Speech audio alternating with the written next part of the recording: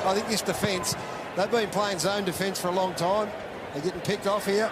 23-point margin the way of the Swans.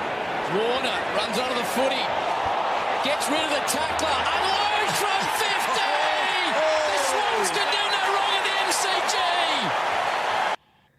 What a round of footy that was. We've had it all. Close games, blowouts and upsets galore. No win tipped the apple cart over more than the declawing we gave the hapless Tigers. The only thing better than the weather in Melbourne was our performance.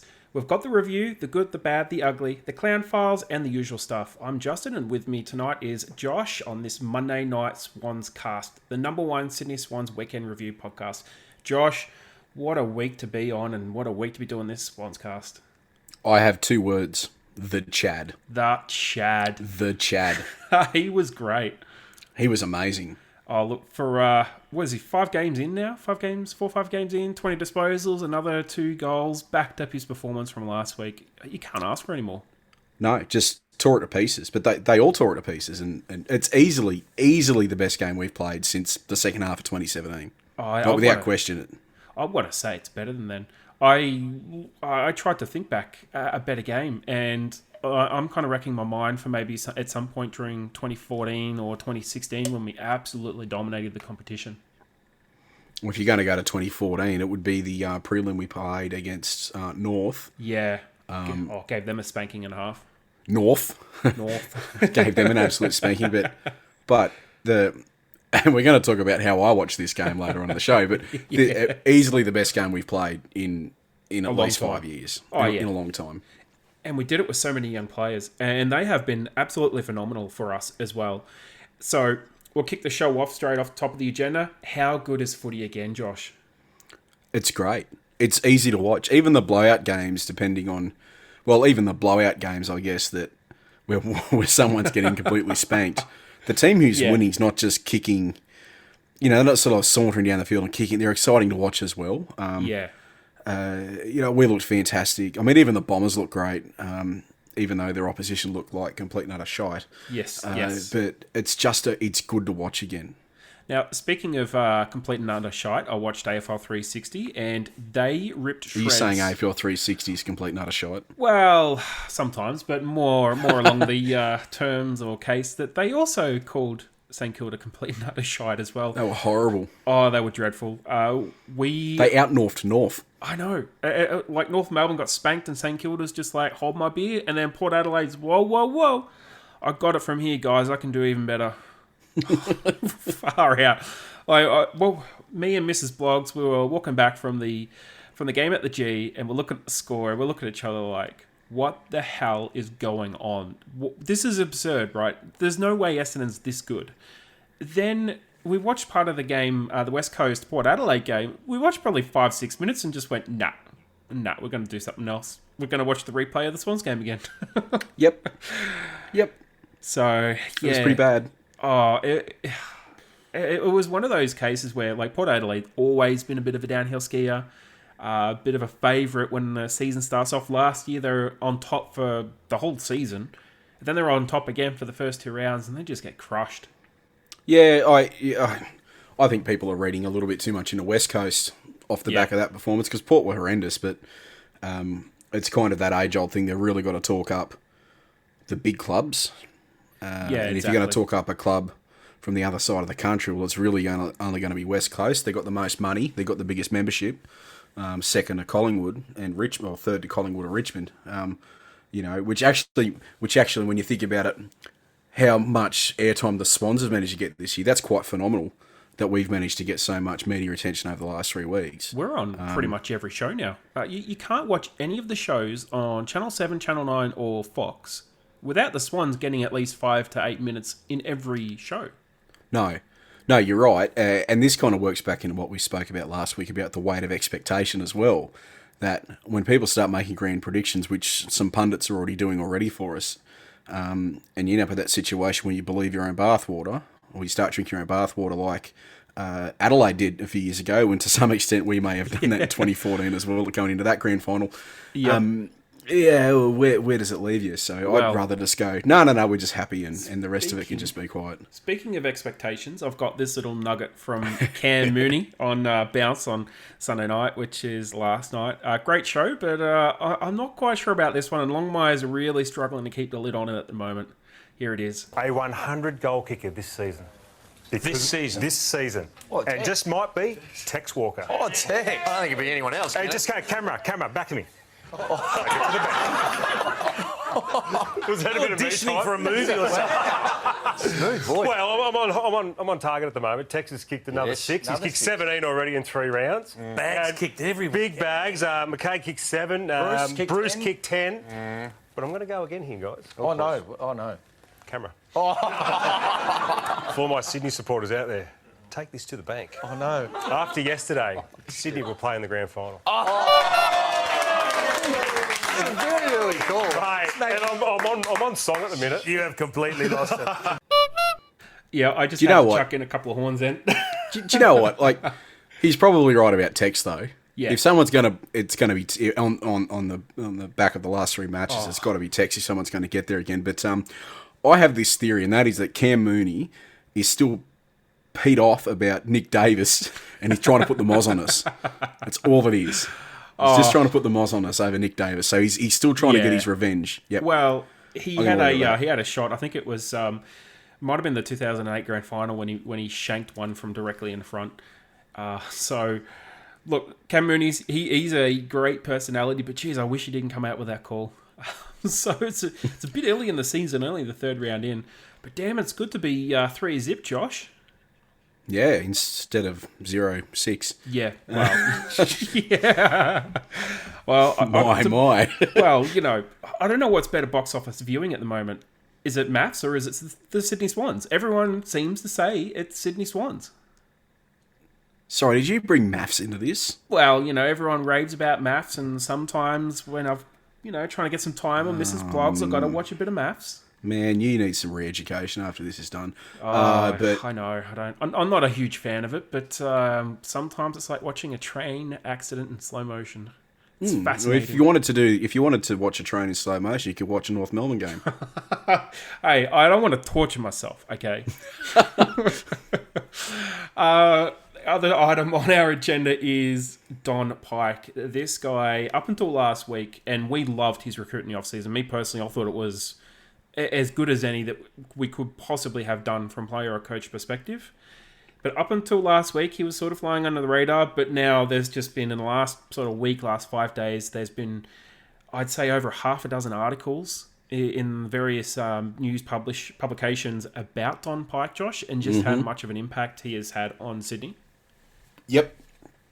And it got summed up several times this week by various news outlets, and even in the conversations we have privately offline, we've sort of been saying the same thing, in that we are a traditional Sydney defence with that 2016-2017 Adelaide offence with a bit of Hawthorn mixed into it as well. So and we talked about that last week.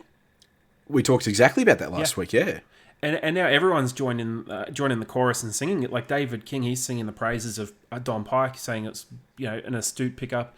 He was talking about in his in the First Crack podcast, in his analysis there, he was saying that Sydney was running in tram lines. Ben Dixon as well, who's a coach and he has a very analytical mind. He's saying that Sydney just gave the blueprint how to break Richmond down. It was the perfect way to break them down. And it was something that Heather and I discussed on the podcast last week. Like, you had to play that specific way to break them down. And it's just great to see that teams are finally doing it, and the rule changes have really opened the game up. Yep.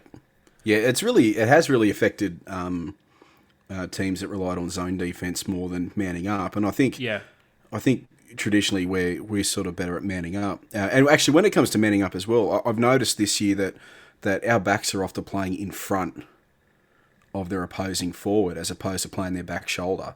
And I thought that was shown several times this week by Tommy McCartan being in front of Jack Rewald as opposed to back shoulder, which is where we would have put Lewis Melican last year had we played him. So we're doing things differently. It's the same hardness around the balls there. There's a lot more hustle, a lot more pressure, not necessarily more tackles. but the ball movement's quicker. It's far more direct. The efficiency by foot is off the charts this year compared to anything else we've done. We're averaging, only looking at that. I think, over 75% per game. Yeah.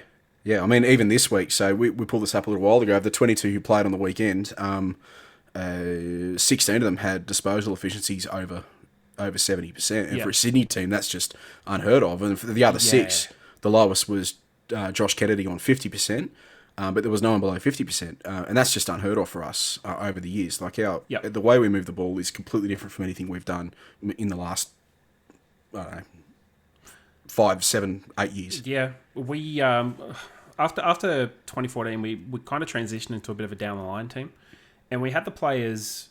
Certainly back then, we had the players. We had Sam Naismith, Callum Sinclair, Kurt Tippett, Lance Franklin, Sam Reid. We had 5 good tall targets that we could actually hit down the line, get the ball to ground, and use those smaller crumbing players, certainly contested players, to clear the ball out. And it was a slower game back then and a slower, more contested game. But now it's really quick. It's a quick, precise, open game. Fatigue is setting in. Rotations are basically forcing players to play through fatigue. The man on the mark means that player defensively has 0 impact on play. No impact whatsoever. And we also saw a 50 on the weekend from someone. I guess we are sort of veering off into the match review territory, so we'll just go straight into the match review, Josh. The one thing I noticed at the ground, and it's really, it's starkly contrasted than when you watch it on TV. It's really hard to describe how different it actually is. But the clinical execution that the Swans had with ball by hand and foot was amazing. And although it looks on TV that it's very quick, very rushed, quite a lot of pressure, at the ground, the pressure difference between Richmond and Sydney was complete polar opposites. Sydney just seemed to have time. Even when they're under pressure, they just seem to have time. Their decision-making was better, calmer. They executed beautifully. Whereas Richmond, as soon as they got the ball, they were harassed. They had 1, 2, 3 opponents, and they only really broke out of lines, I want to say, less than a dozen times. And they probably break teams about half a dozen times a quarter. So it was an amazing performance. Phenomenal. Just phenomenal. And, you know, I kind of wonder whether... on that same vein as we talked about a minute ago with how we played in the past. So traditionally, our midfielders were all in and under contested tights, pretty good with their hands, but terrible by foot. And I think, I think the skipper's probably a little bit, is probably the last of sort of that remains. Parker's always been pretty good by his feet, but Hannah's, for all his awesomeness, he was terrible by foot. And we had a relatively slow midfield as far as pace goes, but none of them could kick. And I just sort of wonder if we had a Callum Mills and an Isaac Heaney in 2014, whether that grand final turns out any better, because even though we could sort of win the ball in that grand final, we couldn't move it either. And ultimately they ended up with us turning the ball over and Hawthorn giving us an absolute flogging. Well, you could also throw Ollie Florent in that conversation. So over the years, I'm going to admit this, over the years I haven't been particularly very supportive of him because he's been a bit of an interesting player, like how he has developed.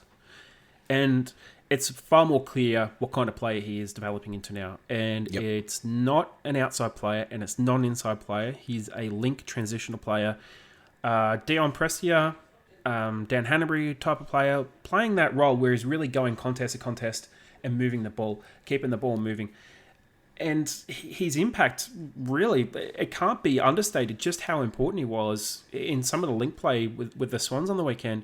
And he finished with nearly 30 disposals, and he was definitely one of the top 6, top 7 players on the ground.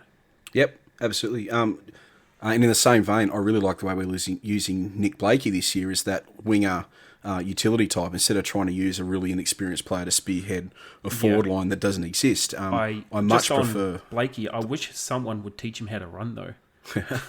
He can run. He almost had an absolute cracker of a goal. He just hit the post. Goal would have been goal of the year, but he just has the funkiest running style you've ever seen in your life. He runs like a lizard. Well, he is the lizard, isn't he? Yes. Yeah, it's even more funny when you're at the ground, to be honest. One person is just like, okay. Do you reckon he's out to bring back the mullet? Like, there's something going on there. You haven't seen some of the other teams, have you? Collingwood, Western Bulldogs. Oh, there's some shocking mullets going around. Actually, there is. GWS is still the home of the man bun, though. Oh yeah, well, they've got to be trendy. They're a trendsetter of a different variety, and now they're setting a new trend at the bottom of the ladder. Yes. So back on your Nick Blakey analysis there, Josh. I just prefer the position we're playing him in at the moment. And again, this probably goes back to what we were talking about last week. We actually have depth. You know, we don't have 16 or a team of 16 or 18 people. Then you're just trying to see who's the most suitable from sort of like a bad list to plug. Yeah. You know, the other 6 or 8 spots on your team list. We've got a good 22, and then we've got, you know, another 5, 6, 7, you know, maybe 8 players waiting the wings for game time. Look, we had the discussion a couple of days ago about, you know, we've got young blokes who are going to get a bit sore. They're going to get rotated out. Who do you bring in? We went through all this list of people, didn't we? We went through like a Robbie Fox and Matty Ling and all these guys. And then when the conversation was over, someone said, "Hey, we forgot to talk about Franklin." Like he didn't even get a And of course, McLean goes out for Franklin, but Franklin didn't even get discussed. Yeah. I don't think we need to discuss him, but like I was thinking about that again, and I was talking to Mrs. Blogs about this, about who on earth do we actually swap for the players that are in? And obviously, there's going to be rotation this week. There has to be rotation. Has to be, but they're not going to stay in permanently. You've still got Dylan Stephens, who was mighty impressive last year, and he can't even get a look in. Chad Warner's just doing such a great job. Florent has improved tremendously in the off-season. And McInerney's come in, and he has improved. He's still growing and developing, but he has improved. You know who else would get discussed in that conversation the other day? Will Ryan Gould. Clark. Oh, yeah, of course. Like, well, apart from Potato Clark, Will Gould. He's at this rate, Clark doesn't even make the list at the end of the year. Well, you can also throw Sam Gray. That's sort of been not the greatest trade, but understood at the time. And I kind of feel sorry for Louis Taylor. He busts his guts. He's a great person. But I can't see him getting past Sam Wicks. And the stuff that Sam Wicks does, he's just getting better. Every single match, he's getting better. How does that guy find the space he does to take that many uncontested marks in your forward 50? Well, Sydney had 6 or 7 targets that they went to almost the equal amount across the board. And Richmond played that zone defence, which meant he had like 20 metres of space every single time. So they would go to Sam Reid. They would go to Papley. They're also minding Goulden. So Goulden didn't get off the chain because he had a minder the entire time. And Broad was mate, kudos to him. He's in game, game number 3? Yep, 3. And he's already getting tagged. Yep, already getting tagged. He still had an impact. He had that amazing assist to Hickey. Oh, Animal. That was phenomenal. The vision for that kick that he did that set up Hickey's first goal was outrageous for a third gamer. Well, we were there, and I seen him go the kick, and I was just like, where the hell's he going? I look across the ground and shout, it's like, holy shit, Hickey's about 30 metres in space. Oh, what a kick. And like we were in a nest of swans, and they just went bananas. Absolutely crazy. Which also kind of makes you wonder, what was Richmond doing with Nankervis? Well, Nankers has gone into the match. Ahead of the match, he was ranked number 1 for hit-outs to advantage and a hit-out to advantage rate. Mm-hmm. And he got beaten clean by Hickey. So Hickey's actually ranked in the top 4 for a number of categories as far as ruck go. I think for disposals, marks, goals, certainly. Mm-hmm. He's never going to get ahead of like a Max Gawn or a Brody Grundy, not unless they're out for an extended period of time. Certainly a Nick Nat. But the guy, 4th club, and he's having a massive impact. So what's Sydney doing differently to get that out of him that other clubs haven't? Playing him. Well, yeah, right, fair enough. I had a look at his 2019 stats. They're a little better than his 2019 stats in his first season at the Eagles when Nick Nat was out the whole season. Yeah, right. So he had a little bit of record back then, but that was also when they had Lysette. So they played him and Lysette together, and Lysette was really the number 1 ruck. And that was the year. 2018 was the year they won the premiership. 2019 they didn't. They went a little bit deeper. So actually, no, 2018 I think they offloaded Lysette. So Hickey was playing a lot of ruck back then. Yep. But yeah, it's just they're giving him the opportunity, and some of his hit-outs were so good. They were on the same level as Nick Nat's hit-outs. Straight down the throat of the midfield brigade. It was. I don't think I've actually seen a Swans ruck do that before. Like you think You'd probably have to go back to Ball to see that. Yeah, even then, Ball was competitive, but he wasn't the best. And because we got him at the end of his career, so he wasn't always going to produce those dominant performances.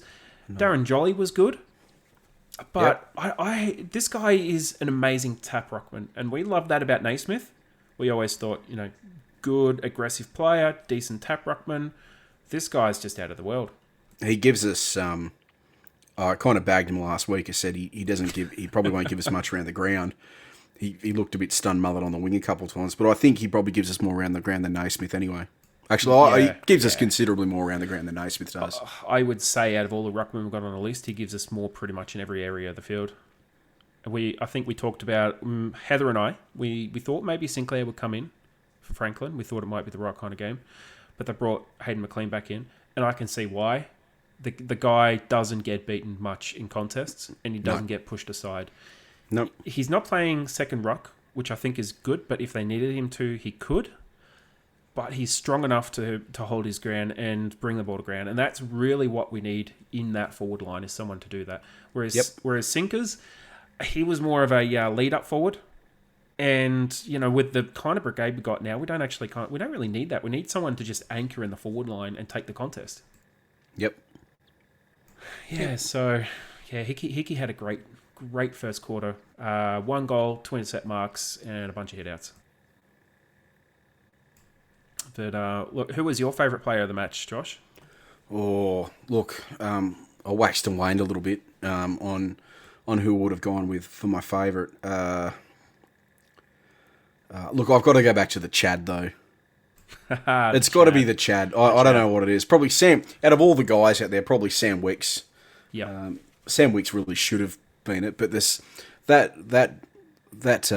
clip we played earlier where the Chad ripped it out of the centre and smashed it from 50, that was just unreal. And look, I think he's going to be one of our barometers. When he's up and about, everyone else is going to be up and about. Yep. Again, I hate to keep bringing up being at the ground, and I know you weren't there. You've got a story about that later. Oh, shut up. You've got a story about that later. But again, at the ground, it was just, we were on the wing and we were in box office seats to watch him split and just obliterate Jack Graham. And it looks like it takes a while on the TV, but he just broke that tackle straight away and just banged it in. It was, the crowd was going bananas at that point. And that 8-goal second quarter, 4 of those goals came in about 2.5 minutes. Yep. So, look, up until that point, it was going backwards and forwards and, going nearly into that halftime break, about roughly 20-ish points, 17, 20 points. It was a bit like, okay. At this point, I'm happy, confident. I think we can hold on. And then it was just a bang, bang, bang, and bang right after the siren. And, like 40 points. I couldn't believe it. No, neither could I. And, I won't get onto that. So I'll tell that story later on. But, I was... Yes, you will. I was shocked at the scoreline. Yeah. You sent me a text message. Is this scoreline for real? But this was like 15 minutes after the match had finished. Yeah. We'll get onto that in a minute. We'll get onto that shortly. Well, look, we'll go through a couple of points from the match. We won the first 3 quarters. There was an interesting bit of analysis I did during the week where Sydney have not been particularly good in the opening and closing 10 minutes of each match. And the Swans really did a great job in the opening 10 minutes. We prevented Richmond from scoring any goals. They scored the first 2 points of the match. Then Sydney went and scored 2 goals 5 in the first quarter before Richmond got a goal with about a minute left. And that was a bit of a mistake, really a bit of a turnover for them to get a goal. But speaking of turnovers, they scored. This is a team that was number 1 last year in scores from turnovers. They scored 3 goals 10 from turnovers. Josh, do you have that stat for how much we scored on turnover? Oh, I just scrolled off the screen. Where did it go? We scored 88 points. 88 points. We had a 60-point advantage. Yep. Which is insane. We scored 85, I believe it was 85, could be 87 against Brisbane, and I couldn't get the stats from last week, but it was over 70 points again. So we are averaging about 80 points per game from turnovers. We are still ranked number 1 from scores from inside 50, scores from defensive 50, scores from, I think, kick-out chains, and scores from turnover. Actually, scores from turnover by a long way too. Did I see something as well that we're the first team in the first team in AFL history to score 100 points before three-quarter time in Against 3 consecutive weeks?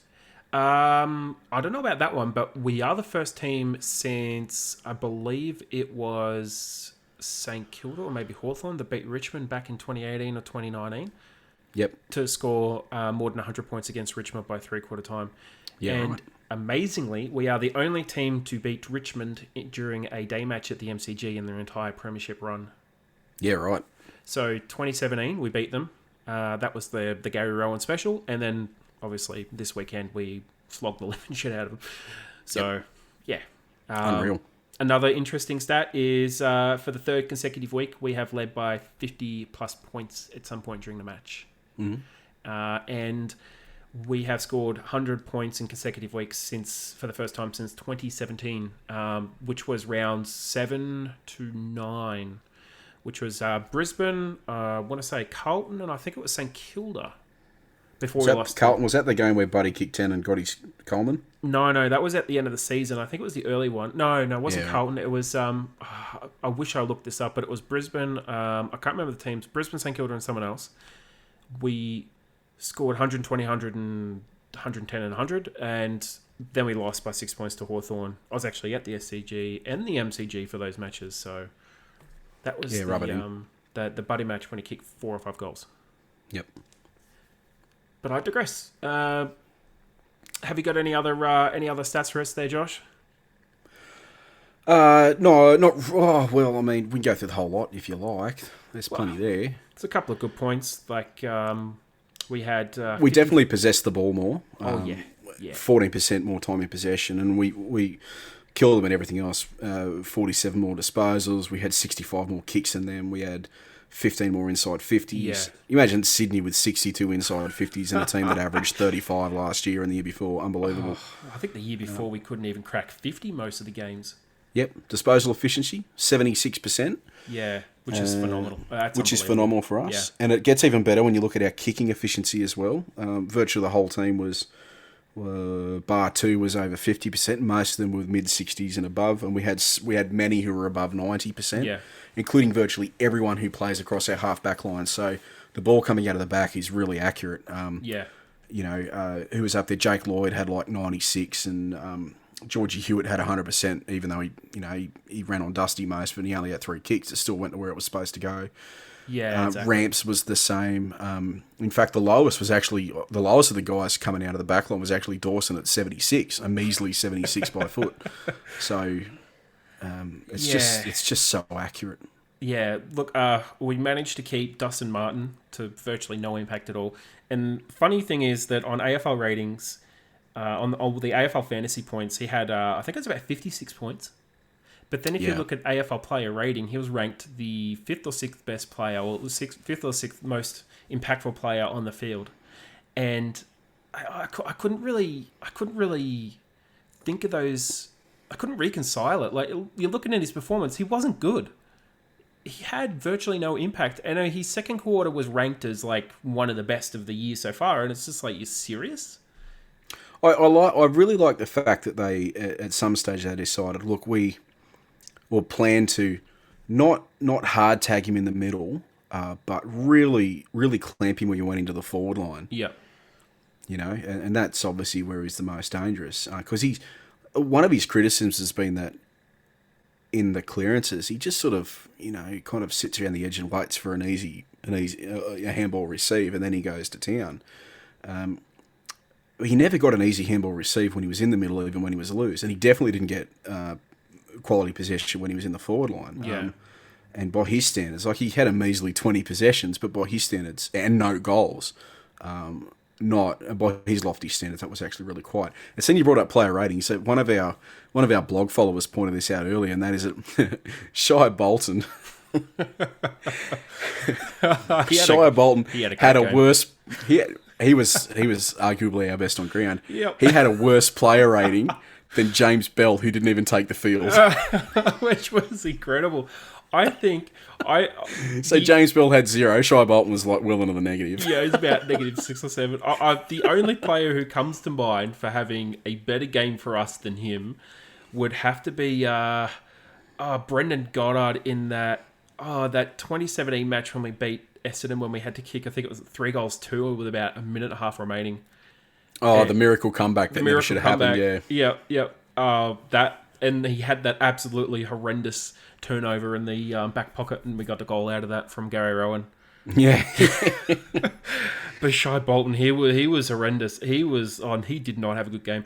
And at 3/4 time, Damien Hardwick was just throwing names in the air and just seeing where they landed. They took Noah Bolter out of fullback. I think they tried him in the ruck and tried him in the forward line. They put Trent Cotchin on the back pocket and also on the back flank. He was dreadful. He was utterly dreadful. Dustin Martin spent, I want to say, most of the third quarter and part of the second quarter at full forward and still couldn't even get near the ball. Yep.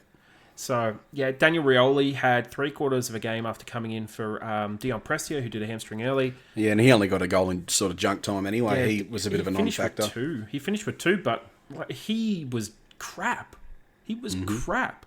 And then obviously there was a collision between Dane Rampy and Cam the McIntosh, so it was really good to see Cam the McIntosh be able to walk off the field. But I was really glad to see the AFL, the match review didn't just overreact to that. Yeah.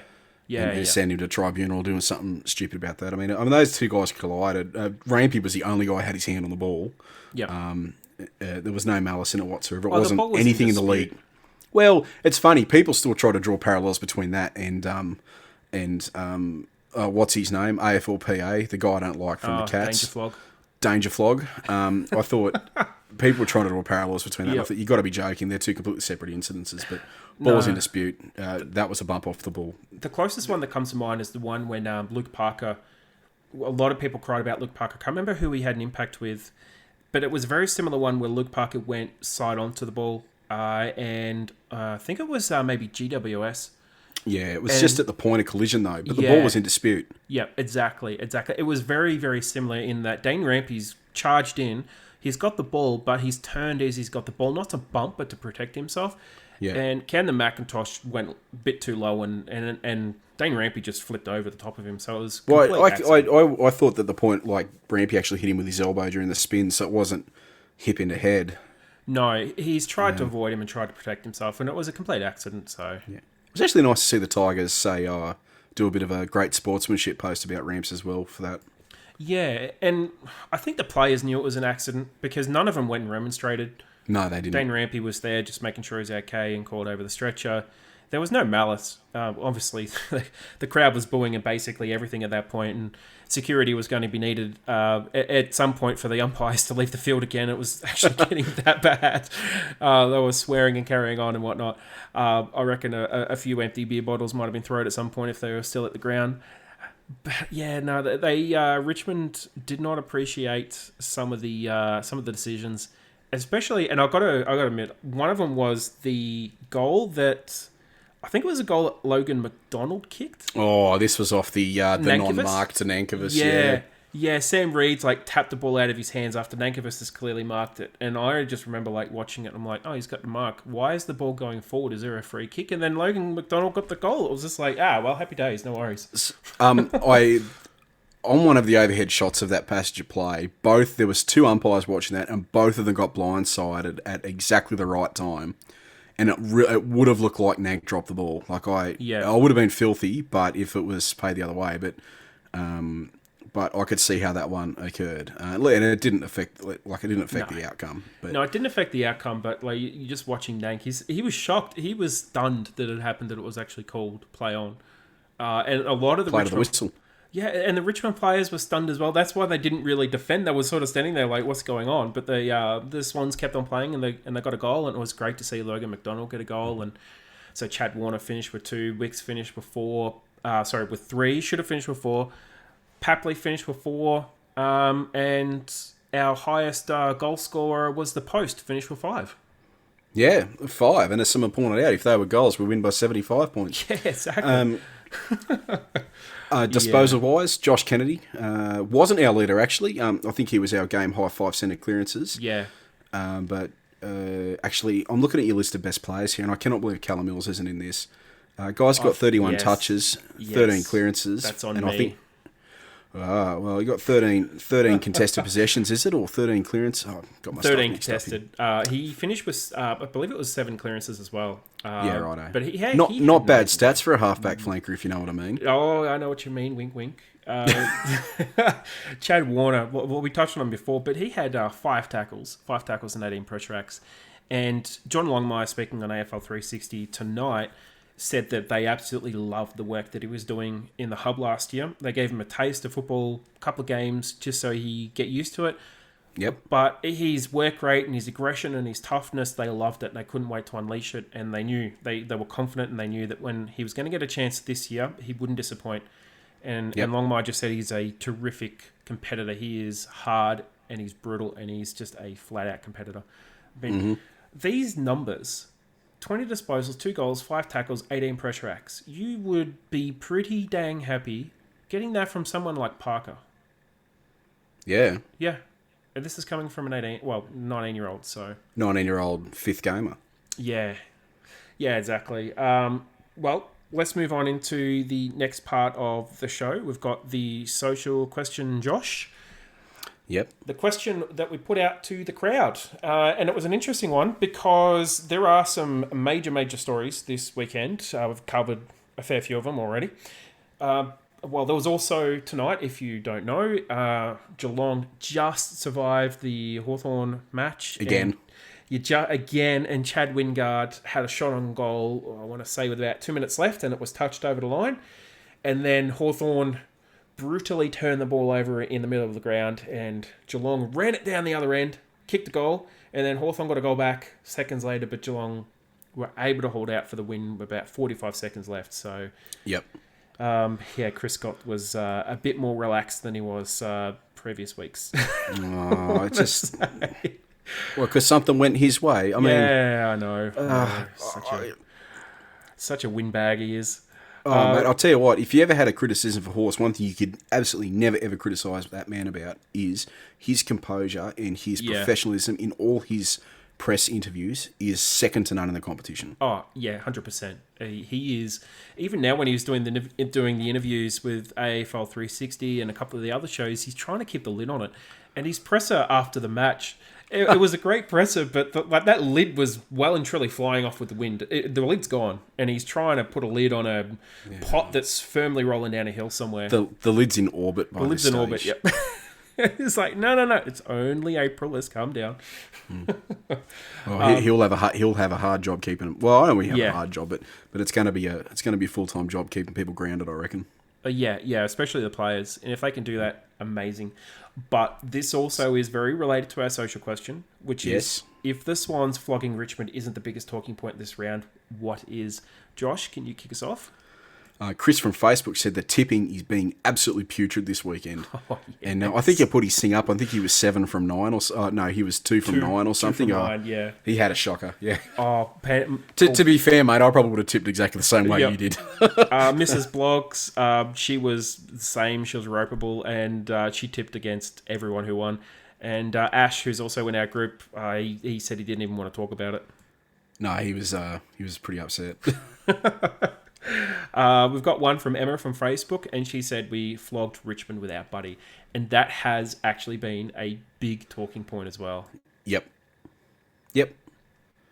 All right, what else we got? Christian from Facebook, cartwheels don't win football games, just to ask Collingwood. And I actually don't know what that's referring to, and I hope you do. Yep. So Zach Bailey got the opportunity to kick the goal after the siren, the one that he should have had last week, he got it this week. Of all the possible scenarios you could have possibly come up with between Brisbane and Collingwood, that is one that would never have come to mind, that Zach Bailey would have the opportunity to win the game after the siren, the week after he should have had the opportunity. So Collingwood were manning the mark, and there were players doing cartwheels behind the mark. And what did he do? He put it right between the big sticks. Nice. Yep. Now, Jonathan, I want to say that one again. Sorry, John. Jonathan from Twitter, he said, footy is a marathon, not a sprint. We have shown what we are capable of in the first 3 rounds, but now we need to settle in for the hard slog that is the rest of the season. And John Longmire completely agrees. Yep. Yeah, so do I. Kate from Facebook, St Kilda playing well below expectations. I think now, I agree PC. with you, Kate. Yeah, that's PC. Well, I brought that up. I brought this up when we started putting the script for this together a couple of days ago, and I was like, oh, well, it's got to be St Kilda because they've managed to out-lol North. Oh, God. And then Port Adelaide did their thing, and now I don't know what to do with it. But I agree. The St Kilda thing, for the list that they managed to build last year, that was an abysmal performance, and Brad Hill should... I don't know what they're going to do about him, but he's getting paid a lot of money to do very little at the moment. A little bit like Dan Hanbury, I guess. But that's the majority of their team. So they had that really, really good win in round 1, and then they kind of lowered the colours a bit last week, and then this week, wow. That was as bad a game as you will see, and in at least in the vein of with Lowell North that their list has just been decimated the last couple of years through really, really, really bad list management stuff. But St Kilda's got no excuse. None whatsoever. Yeah, exactly. And look, it's hard because St Kilda really should be performing above what they're doing. But wow, they were horrendous. They were stunningly bad on the weekend. And they have been rightfully slammed by pretty much every man and his dog over that performance. Yep. So yeah, that's a good one there from Kate. Marty from Facebook, he has said renaming the Rising Star to the Sydney Swans Rising Star Award. Yep. Do we know who got it this week? No, I am refreshing. Can we check it? Yeah, it doesn't usually come out till tomorrow though. It'll probably come out tomorrow. I am definitely refreshing on Twitter, and that's usually where the first updates come from. But there's nothing yet. And our last one is Annette from Facebook. She said, is this the start of the Tigers' demise, or is it just a glitch and they will get back on track? It's just a glitch. I reckon they're still the team to beat. Yeah.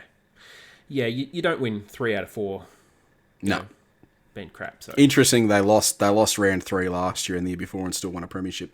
Yeah. Well, you don't win premierships in April, May or June. No. No, they are still definitely the team to beat, no question about it. Yeah, and I think that's been forgotten. All the hype about us, I think people are forgetting that they're still the team. They are still the team, but also according to the last 2 seasons, you also don't win premierships in September either.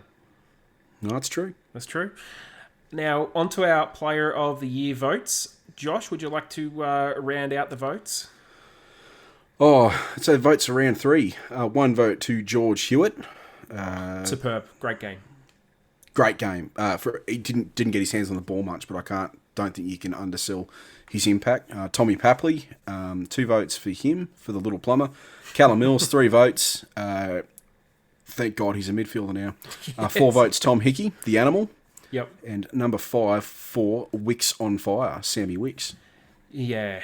Look, it's hard to win these votes because you kind of look at them and you go, geez, like some of these performances are great. But then you have to also put it into a bit of perspective. Sam Wicks has played a dozen games and he does that. That was better than Goulden's performance in round 1. It was utterly dominant. So and he's not eligible for Rising Star nomination, I don't think. Otherwise he would have got it. He would have got it. Leaderboard is looking at Callum Mills. He's on top with 9 votes. Errol Goulden's on 8. Tom Hickey in 3rd with 6. Chad Warner and Jake Lloyd are tied on 4th with 5, and you got Braden Campbell with 3. And if anyone disagrees with the votes that we put up for this, you can actually go into the thing on our Facebook page and enter your own numbers in there as well, and it sort of compares that against what we put in there. So go nuts, put your own in. I think we can see those as well, can't we? It gives us an average, yeah. Yep, and we also run the Fans Player of the Year as well, and we compare the numbers. Generally, they kind of line up, but sometimes there's some different ones. So this round has definitely thrown out some different votes. So there's more votes for Kennedy and Parker and some other players as well. Yep. So make sure you jump on social media, get interacted with that, get engaged, chuck your votes in, and let us know. Beautiful. Now it is time for our Monday champions and villains. Josh, would you like to kick us off? Can I get a drum roll for this? Oh, yes, I can get your drum roll. Here we go.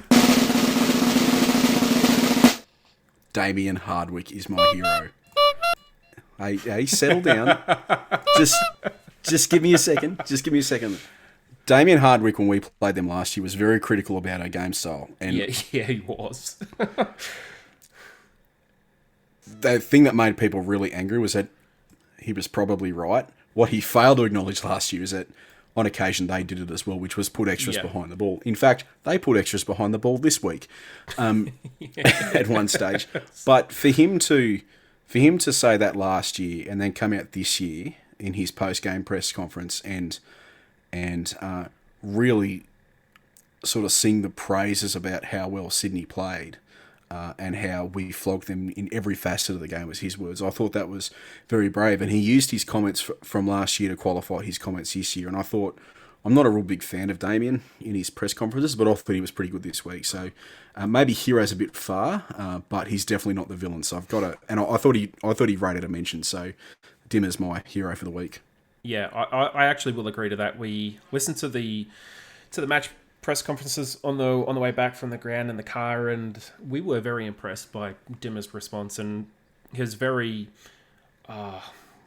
apologetic of how he approached things last year. And given last year, like, Richmond had that many players behind the ball, there was no scoring chance in any direction, and the weather played a massive role in that match.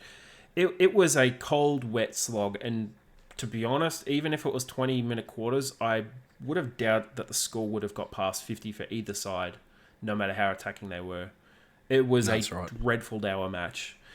Mm-hmm. But yeah, he was great. He was very congratulatory of us, the Swans, and the way we played. So it was a really good press conference. I like you, champion. Thanks. I've probably gone a bit vanilla on this one, but it was redemption, sweet redemption, and it is Zach Bailey for his goal after the siren. Yeah, so, and if last week didn't happen, this is not a hero if he doesn't get robbed of his chance from last week. But I agree, this works. Yep, exactly. And he should have had it last week. He gets it this week. He has a chance and he nails it. And it wasn't an easy shot. We're talking like a shot from over 50 metres out after the siren. And he executed it beautifully and he put it through the stick. So well done, Zach. Yep. All right, time for our Monday villain, Josh. Oh, look, I don't know what on earth these clowns were thinking of, and that is the producers like Channel 9's Footy Classified for giving Eddie Bloody Maguire another platform to sit there and whinge and rant and carry on. Now, Footy Classified, if you haven't watched it before, they get a bunch of industry people in there. Caroline Wilson's there. Who else is in there? Oh, I've just forgotten their freaking name. The fat guy. Well, the fat annoying guy who does his radio station. But yeah, I know who you mean. Ross the boss and Matty Lloyd. Ross the boss. Matty Lloyd was the one. I lost his... I was going to call him Richo, but I knew it was wrong. Matty Lloyd was there. And you should call him Richo. He loves it. Yeah, well, they get in there and there's obviously sort of tension in the air and they often don't get along, and there's been a few, just catastrophically bad episodes in the past. They had Silvani there from Carlton a couple of years ago, and Cara was trying to get into him about Carlton's list management. It was clear that she was working off really wrong information, and he just tore them to shreds. It was really uncomfortable. It was great viewing.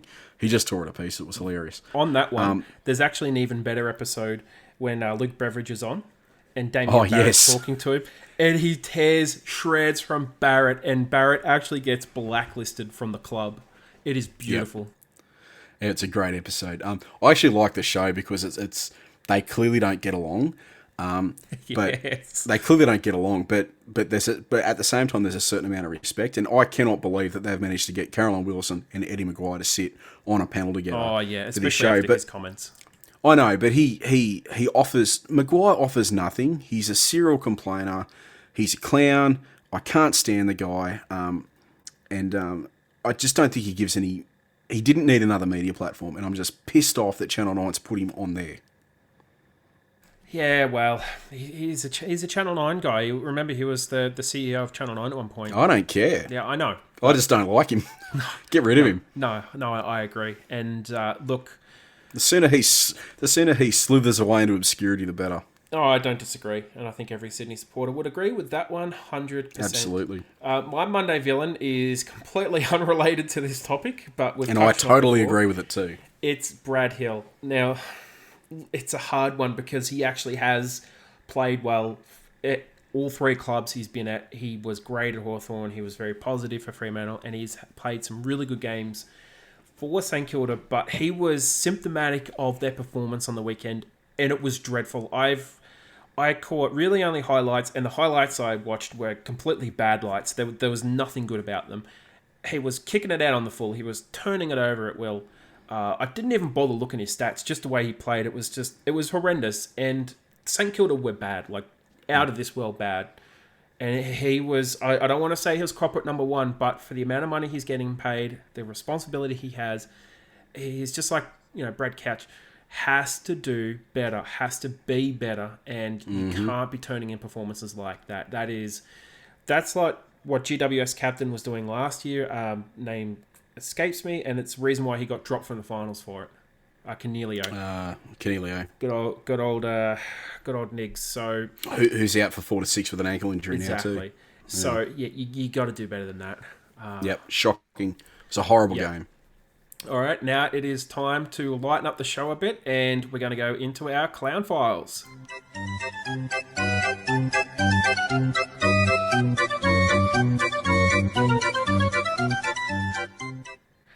All right, Josh, I believe this one is your one, so do you want to kick us off with this one? Well, I actually can't remember what he said now, but I just remember listening to think Noble. This is Lowell North's coach, Noble. He was in this press conference. Yeah, I know. Well, you can horn him again if you like. Laying down the law in his post-game press conference the other day, using words like, we'll not stand for this. We'll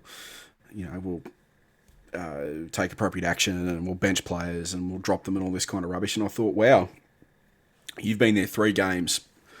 Yeah, list has been demolished in the off season, and you're talking to your guys like that. No wonder they don't want to be on the field. And I already wonder whether or not there's a pretty big disconnect between the coaching staff there and the playing group. And and I have to wonder whether that's part of the reason why Reece Shaw picked up his bat and ball and went to Gold Coast. Yeah, I had this conversation with Mrs. Blogs, and I've noticed that this conversation, this topic in particular, has actually been a bit divisive in the AFL world. The First Crack podcast, they talked about it. There was mixed feelings in this one about the approach and the language that was used in that particular interview. So some of the highlights were that he said that he hasn't come to the club for development. He doesn't want to spend a year developing. If the players are not turning up to win, he doesn't want them there. Don't bother if you're not turning up to win. And it's kind of like some of the other things as well. And it really just rankled with me as well, because it was just like, everyone expects North Melbourne to finish last. They will finish last. There is no question they're going to finish last. Their list is decimated. They've traded out some genuinely good players and got nothing in return. And then they missed out on Logan McDonald, who also isn't playing for North Melbourne. Thanks, Lowell North. Exactly. And then the worst thing is they bring in Will Phillips. They debut him, and then they just drop him. Right. I mean, we talked about their list last week as well, and how they have barely developed anyone in the last 5 years. Yeah. They've just been walking around with these big paychecks trying to buy people. They tried to buy Dustin Martin.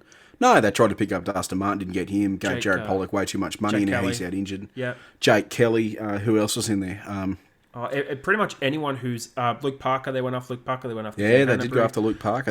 There was Hanbury. They were into Heaney apparently at one stage as well. They and he tried to throw about $1 million, nearly $1 million a year at him, and he's just like, no thanks. This is what I mean. They just had to buy people, and they got no guts. And then they go and trade. Krusty the Clown disappears in the off season. I can't even remember where he got traded to. Melbourne? Ben Brown. I would have happily, No, I don't know. He's injured. He's injured big time. He hasn't played. But probably injured himself doing one of those massive run-ups to kick a goal. Majak Daw as well. They delisted Majak Daw, and I look at the team. I'm going, okay, yeah, I can understand. Majak Daw still fits in that team. I know he still fits in the team. He would be playing every week in that team. Yeah, I get it. He might not be in your future plans, but you don't just dump everyone and go, well, we're going to start playing the kids now because they are the future. Well, the kids need some help. They need help. Yep. And so Yeah, I reckon Logan McDonald gets up every day and says, "Oh, thank God." Exactly. Yeah. Thank God. It was one of the most bizarre. It was a train wreck. drafts. It was a train wreck of a press conference. It was, and I agree with you. I listened to it and I was just like, nah, man. Like, you're 6 months into your job and you're already publicly shaming your club, and he was saying that not only going to drop them each week, they will actually look at the mid-season draft to offload them. And if they don't perform, they will offload them at the end of the year. Like, saying specifically... It's a perfect way to put it. He shamed his playing group in his third week. It had a very Mark Neal vibe about it. Oh, yuck. Oh, I was just listening to it like, no, this is not good. All right, next one is Ross the Boss for declaring that Chad was an academy prospect. Bum bum. Brum, brum. So, yeah, this is a third-hand knowledge, but I did see a bit of a clip. This is from Footy Classified. He did say that the Chad was an academy prospect, which is impossible because he played under-18s in Western Australia, and he was a Western Australia under-18s rep. Yep. So, big... Either that, or he's so talented, he played in two different states at exactly the same time. Well, there's a Facebook page going around called Chad Warner, Academy Star, and he claims that he did play in two states. He claims that he did. At the exact same time. Maybe he's just that good. Yeah. In the multiverse. Good. Neil deGrasse Tyson would be all over that. Multiverse in the AFL world. Awesome. You can be. But you got that wrong. And like, it's a bit of a light-hearted scoop, isn't it? But with all the hysteria out there about academies and stuff, what we don't need is a player like the Chad being touted as an academy draftee when he wasn't. Well, they're looking at Sam Wicks and going, why wasn't he drafted? Well, the Swans have had him on the list for years. They picked him up as a rookie when he was 19, and they've had him on the list for years. He went through the academy, then he went to the NEAFL, then they picked him up. Yep. So he was an overage. He went through. No one picked him up. He was an overage player. Did he go? Did he nominate for the draft, Wicks? Yeah, but we picked him up as a rookie, and this is his third season on our list. And so he fell all the way through the draft, and then we rookie listed him after that. Yep. Wow. Yep. Wow. Yeah, he played NEAFL. We picked he played NEAFL for the Sydney Swans side, and then we picked him up as a rookie. Yeah, we watched a few games of him in the NEAFL as well when they were aggressive. streaming it live, and he was awesome. Yeah, he was awesome. The cattle dog, amazing. Yep. As his dad calls him, Ben Wicks, good fan. The cattle dog. Josh, I believe this. I reckon we should put that one last. No. The last one's a good one, but come on, Josh. Right. What's the story? Okay. So I'm going to clown myself. I had an offer to go and watch this game live with Mr. and Mrs. Blogs, and of course I decided to go fishing instead with my dad. Thanks. Anyway, we're out of phone range, so when we finally got back into phone reception, I got my missus to look up the score on the way back in because I knew the game would have finished by then, and she read out the score, and I told her she was wrong. She probably had the scoreline back to front. At which point I pulled over to the side of the road, looked at the scoreline, and realised we'd absolutely pantsed them, and I was like, "Holy shit, we flogged them!" And then I came home and I couldn't watch the replay because it wasn't up yet, and I got very upset. And so I'm going to clown myself for not going to the MCG instead. Yep, 100%. Now on for our runner-up for this week. Needs no introduction because I've already talked about it before. Port Adelaide. They were, well, you can look at Fremantle, kind of expected because of their injury list, and also they don't travel well. You can look at St Kilda, but they were just, I don't mean to swear, but just dog shit. Port Adelaide, premiership favourites, and they had the shit flogged out of them. The scoreline flatters them. Hands down flatters them. They should have lost by more than St Kilda lost by. They are flat track bullies. They were dreadful. Absolutely, like, borderline disgraceful. 10 minutes in, game was over. Like, you can't win games in the first quarter. You can lose them in the first quarter. You very rarely do you lose a game in the first 10 minutes. And the game was already gone in the first 10 minutes. They were just shite. Terrible. All right, Josh, we're running up now for our clown of the week. John O'Brownie already declaring us premiership favourites. And this goes back to what we were talking about earlier, the weight of expectations and all that kind of rubbish. And what we don't need is people like him and Cam Mooney waving this crap around in round 3, trying to put the moz on us. So shut up, Brown. Yeah. Well, on that, everyone's going, Swans are not only like finalists, but now they're showing us in for top 4 because of historical data says if you're 3 and zip, you're basically top 4. If we get to round 5, 6, and we're 6 zip, 5, 1, 4, 2, let's make some judgment then. If we're 6 zip by round 6, I'd say the top 4 is like nearly guaranteed. Definitely going to play finals.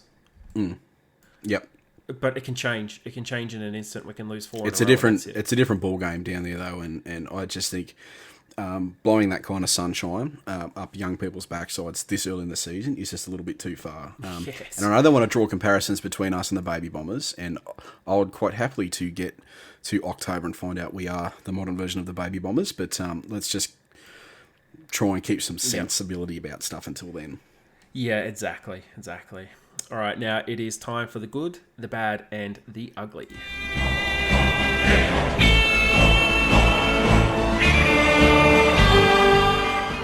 All right, Josh, did you want to kick us off with your good? I do. Essendon, actually. Essendon, first 2 weeks were absolutely trash, abysmal. Rowan Connolly was very, very fired up on his Footyology podcast about him, actually, last week. And this week he was very happy with them. So I just thought that after getting absolutely pantsed for the first 2 weeks, the first 2 rounds of the season, that to then come back and put on that kind of display was pretty good. And probably a special shout out to Jake Stringer, who's been not in the best form for the last 2 seasons. He looks like he's got his shit together. So Yep. Essendon's my good. Yeah, no, I like that one. I have kept it in the same vein as some earlier points, but Brisbane Lions and Chris Fagan for me is my good this week. Brisbane had toughest run, hands down, of any club going into any match this week. We've seen clubs in, I wouldn't say similar, but kind of like-minded situations where they've had something happen to them within that week, and whether it be tragedy or like training or conditions or things like that where they can't prepare properly, just implode. But they came out and they won the game, and Chris Fagan has kept that team together. He's kept them on the straight and narrow, and he's really got them together and really focused. So, yeah, Brisbane Lions and Chris Fagan for me. Josh, your bad, please.